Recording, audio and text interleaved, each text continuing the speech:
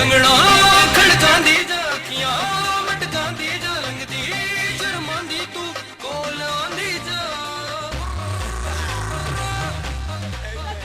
यार जब इंसान मजे में आना शुरू होता है ना यहाँ ऐसा हो जाती है।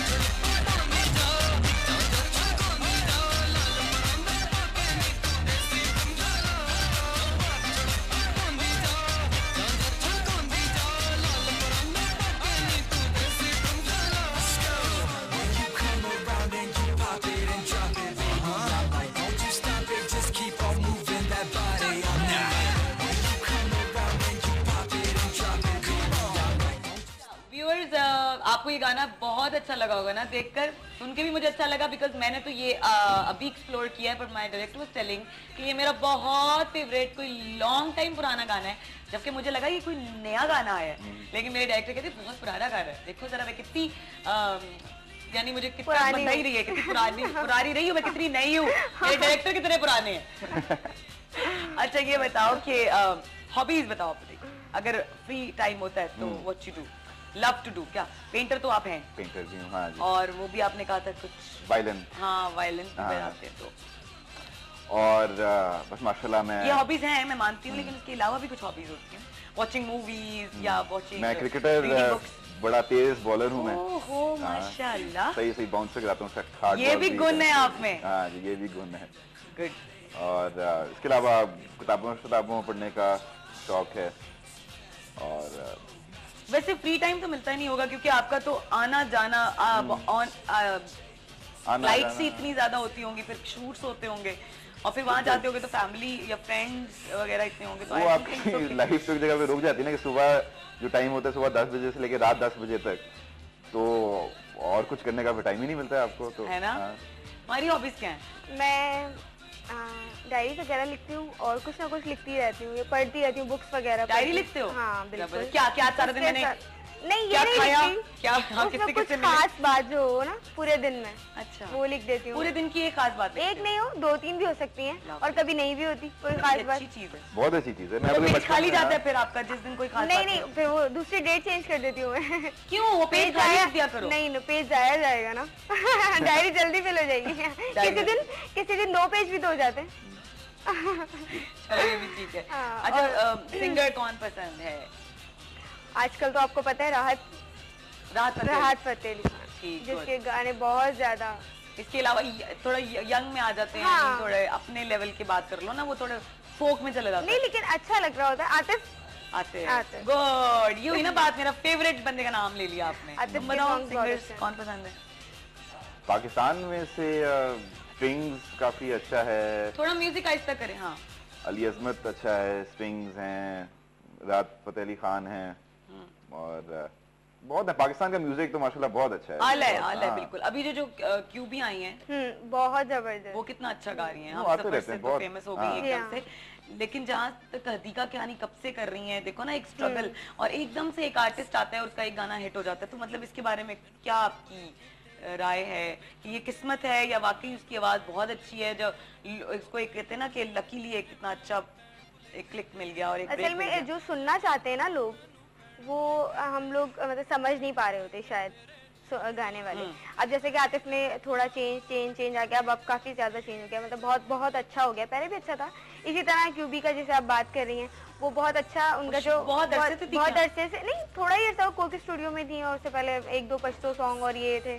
अभी जो उनका गाना हमसफर है वो तो बहुत ही हिट हो गया है। कोई भी एक पॉइंट होता है जो क्लिक कर जाता है, जिसकी वजह से आप बहुत फेम हो जाते हैं। इसी तरह उनका भी लक भी कह सकते हैं, बहुत देर से कुछ ना कुछ कर रहे होते हैं लेकिन कुछ नहीं होता, लक पे डिपेंड भी करता है। एग्जैक्टली यही कह रहा था कि 2 बातें हैं, एक तो लक है ऑब्वियसली, उस पर तो आपका कोई कंट्रोल नहीं है, लेकिन दूसरा जो स्ट्रगल की बात है, एक तो जो स्ट्रगल का पूरा प्रोसेस है ना, वो फिर आप जाके स्ट्रगल के साथ फिर जब आप फाइनली जाके एक मुकाम हासिल करते हैं, फिर वो मुकाम जो है आपके पास ही रहता है, आपके साथ ही रहता है। जो लक के साथ वो जो हिट एंड मिस वाला होता है, एकदम से आप स्टार बन गए हैं, एकदम से सक्सेस आपको मिल गई है, तो उसमें फिर ये गारंटी नहीं होती है कि आप इसी मकाम पे अब रहेंगे, आप नीचे भी आ सकते हैं। स्ट्रगल का ये होता है कि आप उधर ही आप रहते हैं, फिर ये फिर स्ट्रगलर मतलब वहीं का वहीं रहता है। नहीं, स्ट्रगलर ऊंचा जा भी, मैं जितना ऊंचा जाएगा वो वहीं तक जाएगा, क्योंकि उसके पीछे एक पूरी उसकी हिस्ट्री है, उसकी पूरी एक नॉलेज है। जो जितना एकदम से ऊपर चढ़ जाएगा ना, तो चांसेस हैं कि एकदम से नीचे भी फिर वो नीचे भी आएगा। सही बात। ओके। अल्लाह ना करे कोई आए, लेकिन चांसेस हैं कि लेकिन वैसे लोग आते नहीं है, काफी कम ही लोग हैं जो नीचे आते हैं, क्योंकि वो फिर जब एक बार ऊपर चढ़ जाते हैं वो कभी नीचे नहीं आते। नीचे फिर वो उनके- असल में देखना पसंद नहीं करते ना नीचे। स्ट्रगल हर किसी की होती है। इवन आतिफ असलम भी जो है उसकी भी बहुत struggle है। स्ट्रगल थी। हर किसी की स्ट्रगल होती है, ये नहीं कि एकदम से आया बंदा और हो गया। नजर बेशक ना आती हो, लेकिन स्ट्रगल हर किसी लेकिन कुछ एकदम, हाँ ये भी मानते हैं, हो सकता है कि वो भी कब से स्ट्रगल कर रही हैं। You're right।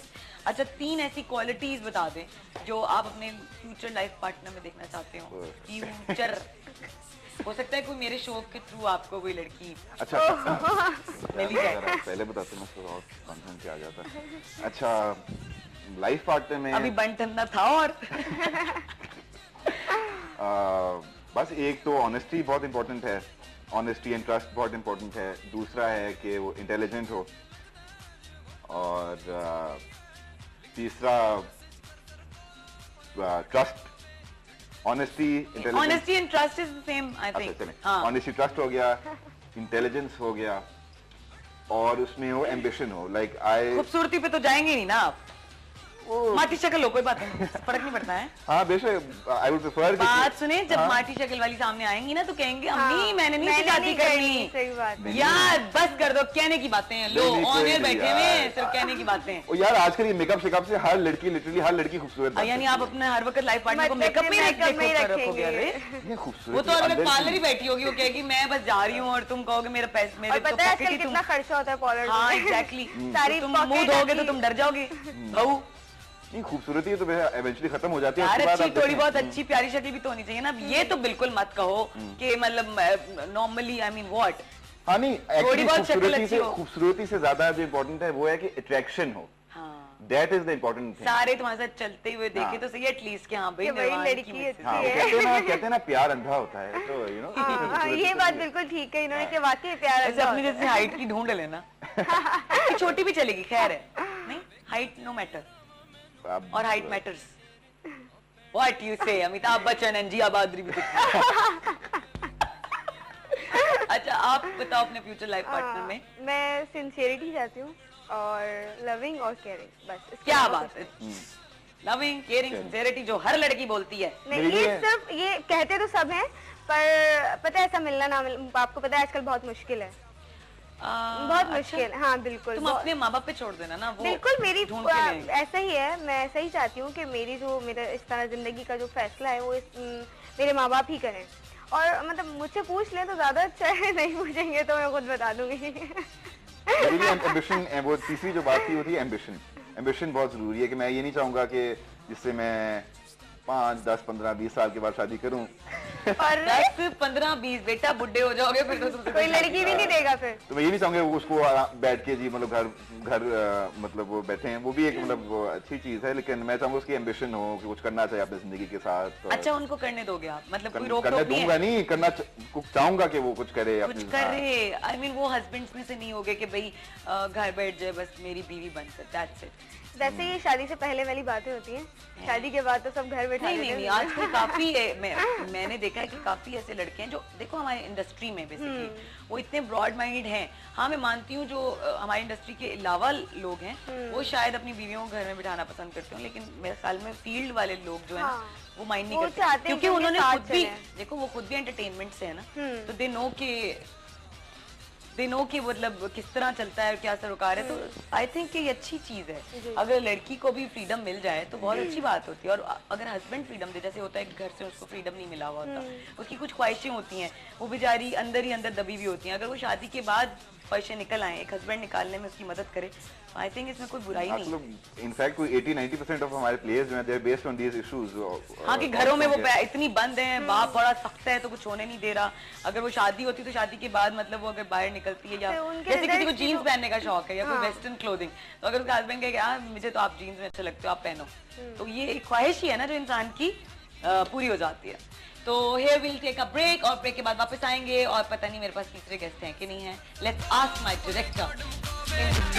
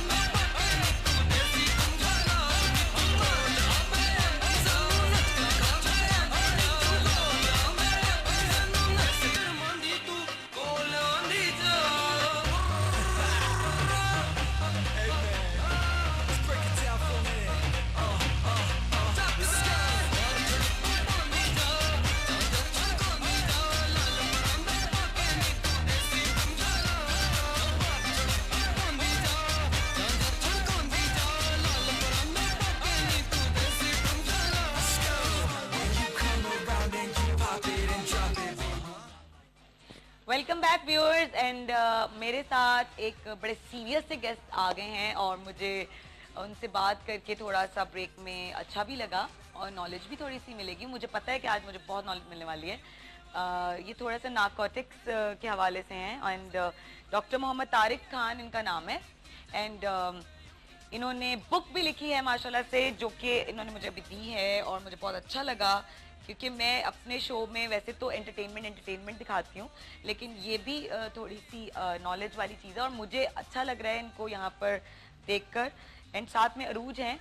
और अस्सलाम वालेकुम डॉक्टर साहब, क्या हाल है? जी अल्हम्दुलिल्लाह, वालेकुम सलाम। आप ठीक हैं? बिल्कुल ठीक ठाक। I am very happy and glad कि माशाल्लाह आप जैसी शख्सियत मेरे शो पर आई है, जबकि मैं सिर्फ और सिर्फ शोबिस से रिलेटेड लोगों को बुलाती हूँ अपने शो पे, लेकिन आप माशाल्लाह व्हाटएवर आप शोबिस से नहीं है, लेकिन आपने जो भी मुझे अभी थोड़ा बताया तो ऑब्वियसली एक इंसान के लिए, एक इंसानियत के लिए ये बहुत ज़रूरी होता है जानना कि हमारे यहाँ क्या हो रहा है और क्यों हो रहा है अव्वल तो ये सब कुछ। तो थोड़ा सा आप इस पे रोशनी डालिए ना कि आप नारकोटिक्स में हैं, तो क्या बताना चाह रहे थे आप? थोड़ा सा डिटेल में बता रहे थे कि डॉक्टर हैं, थोड़ा मुझे पता नहीं है, लेकिन आप अपने बारे में बताओ ना नारकोटिक्स का। जी, मैंने असल में 1986 में 1986 में 25 साल पहले कराची यूनिवर्सिटी में जब मैं स्टूडेंट था सोशल वर्क डिपार्टमेंट में, तो मैंने वहाँ एक NGO बनाई थी, एंटी नारकोटिक वेलफेयर ऑर्गेनाइजेशन। तो क्योंकि मुझे नारकोटिक पे थीसिस मिला था, तो मैंने नारकोटिक पे काम, वहाँ लोगों का इलाज करना, अवेयरनेस देना मैंने शुरू कर दिया था।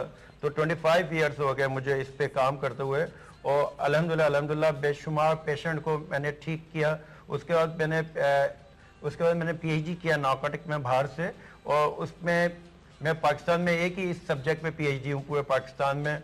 और अल्हम्दुलिल्लाह मुझे अभी अमेरिकन गवर्नमेंट ने मुझे वर्ल्ड के 300 रिसर्च स्कॉलर्स में नारकोटिक के उन्होंने मुंतखब किया है और सिर्फ पाकिस्तान से मुझको लिया है उन्होंने। और मुझे जून में उन्होंने अमेरिका बुलाया है, उन्होंने अपनी नेशन की पॉलिसीज बनाने के लिए ड्रग्स के मुतालिक कि उनकी नेशन के, उनकी कौम के लिए क्या अच्छा हो सकता है। तो वर्ल्ड के टॉप के उन्होंने इंक्लूड अमेरिका 300 लोगों को बुलाया है, जिनमें मुझको भी उन्होंने बुलाया कि हमारी कौम के लिए क्या अच्छा है, वो मैं पॉलिसीज बनाऊंगा जून में जाके उनकी ना। अच्छा, एक सवाल है, ये ड्रग क्यों एक शख्स इस्तेमाल करता है? व्हाई? आपने इतना अरसा से रिसर्च तो किया होगा ना, व्हाई? ड्रग्स इस्तेमाल करने की कई वजूहत हैं, तमाम दुनिया में मुख्तलिफ वजूहत हैं। पाकिस्तान में जो मेन वजह है वो है बेरोज़गारी। बेरोज़गारी की वजह से लोग दोस्तों की सोबत में बैठते हैं, दोस्तों की सोबत की वजह से ये ड्रग इस्तेमाल होती है। हमारे ये दो तबके ड्रग इस्तेमाल करते हैं, एक बहुत हाई लेवल का, एक अमीर जिसको हम कहते हैं, वो उसको एज ए फैशन के तौर पे इस्तेमाल करता है। वो उनको उनका पैसा होता है, उनके पास एडवेंचर के तौर पे वो इस्तेमाल करते हैं। और जो गरीब तबका है वो बेरोजगारी और उससे तंग आके या दोस्तों की गैदरिंग से उसकी वजह से ड्रग इस्तेमाल करते हैं, नारकोटिक इस्तेमाल करते हैं। क्या बात है यार। वैसे ये बात तो मैं जानती हूँ कि जिनके पास बहुत पैसा है, क्योंकि ड्रग कोई सस्ती चीज नहीं है, बहुत महंगी मिलती है, तो जब जिनके पास पैसा नहीं है वो क्या बहुत सस्ती वाली ड्रग इस्तेमाल करते हैं? तो वो तो बहुत ज्यादा जानलेवा नहीं होता? या वैसे तो दोनों चीजें, दोनों तरफ से जानलेवा है, जानलेवा ही है, लेकिन फिर वो क्रिमिनल में आ जाते हैं ना, क्रिमिनोलॉजी में, कि ये जितने भी क्रिमिनल्स होते हैं वो इसी तरह बनते हैं। जितना भी करप्शन हो रहा है, मोबाइल स्नैचिंग और ये डकैती टाइप, ये कौन कर रहा है? ये जो लोअर क्लास है, जो ड्रगीज हैं basically, just to buy the drug. It's a means to escape from reality actually, कि वो एक जो हकीकत है जी, जो उनकी एक बड़ी स्पेशली जो डाउन टू अर्थ मैसेज हैं, जो